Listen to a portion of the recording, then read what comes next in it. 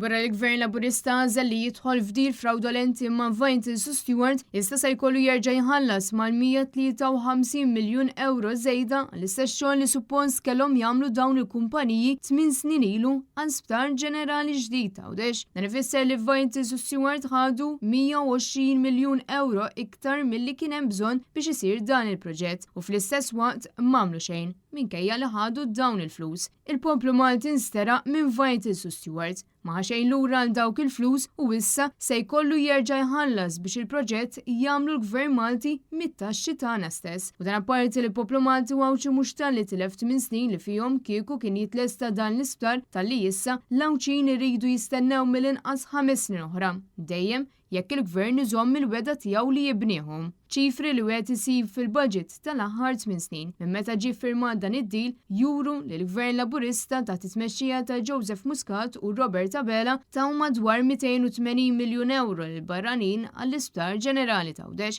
Issa, il-Gvern se jkun qed jonfoq 153 miljun euro oħra sabiex fl-aħħar ikun jista' jibda x-xogħol fuq dan l-isptar u allura fi kliem sempliċi mhux tal l-kumpaniji barranin Vaintis u Stewart ħadu mal-120 miljun euro żejda tal-li dawn it-8 snin li fihom ħadu l-miljuni ta' euro ħallew l-Isptar Ġenerali ta' Għawdex f'telqa assoluta b'detriment għall-Awċin.